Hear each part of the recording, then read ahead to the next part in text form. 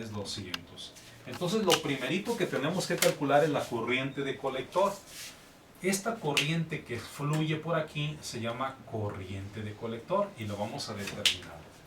La corriente de colector va a ser igual, partiendo del aspecto que nosotros tenemos, vamos a hacer por leyes de tensiones de Kirchhoff. Aquí tenemos 12 voltios. Estos 12 voltios se van a repartir entre la resistencia y entre este componente.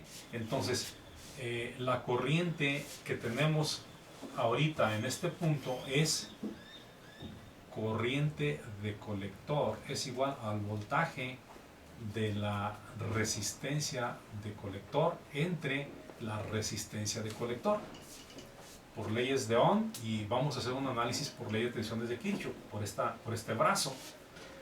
Por aquí estos 12 voltios se van a repartir entre esta resistencia y entre el transistor colector emisor. Por tanto tendremos nosotros 12 voltios. ¿Cuántos voltios va a haber aquí? Pues si este se está agandallando 0.1, entonces 12 menos 0.1. Ese sería el voltaje en la resistencia. Y el valor de la resistencia pues ya lo tenemos, es 60. Así que tenemos entonces nosotros la siguiente operación. Es decir, tenemos 60 menos 0.1, perdón, 12 menos 0.1 igual entre los 60 ohms. Nos da un valor de 0.198. Aquí tenemos 0.198 de ampere. Ahora bien, ya sabemos que la beta es igual a I de colector entre I de base, y sabemos que la corriente de base, producto de esta condición, ya lo habíamos planeado, corriente de base es igual a I de colector entre beta. Entonces, ahora queremos calcular la corriente que está pasando por aquí. Esa corriente que está pasando por aquí se llama corriente de base y la vamos a calcular.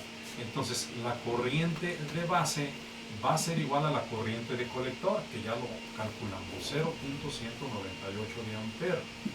Y entre la beta ya no la dieron, es 200. Entonces tenemos un valor para la corriente de base de 0.198 entre 200, nos da un valor de 9.9 por 10 a la menos 4. 9.9 por 10 a la menos 4 de ampere. Ahora ya nomás nos resta calcular la resistencia de base. Aquí la vamos a calcular, la resistencia de base. Resistencia de base es igual, ahora por leyes de tensiones de Kirchhoff, vamos a analizar el brazo que está aquí. Estos 9 voltios se van a repartir entre la resistencia RB y entre el transistor base emisor. Por tanto, resistencia de base es igual a voltaje R base entre la corriente de la resistencia de base. Pero el voltaje de la resistencia de base ya lo conocemos, 9 menos 0.6, entre la resistencia de base, que es la corriente de base, en realidad es la misma. Así pues que será 9 menos 0.6 entre la corriente de base, que la calculamos aquí, 9.9 por 10 a la menos 4. Y ya tendremos nuestra resistencia de base. Y con eso hemos concluido. Vamos a verlo.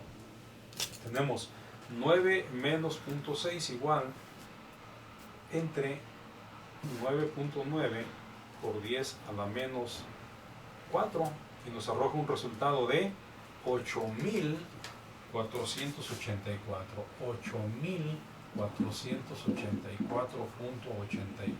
ohms. Y de esa manera pues hemos concluido este ejercicio en donde nos preguntaban cuál era el valor de la resistencia de base. Pero vean que en este caso lo que hicimos primero es reducir esa resistencia paralelo a una sola resistencia. Y ya que tenemos una sola resistencia, calcular la corriente de colector, la cual es el VCC menos el voltaje colector emisor en saturación. Ya que tenemos la corriente de colector, aplicando la fórmula de beta, despejamos la I de base. I de colector, que ya tenemos, y la beta, que también es un dato. Ya tenemos la corriente de base, ahora vamos y analizamos el brazo en donde está la resistencia de base. Este voltaje que entra aquí menos el voltaje que está cayendo entre base y emisor.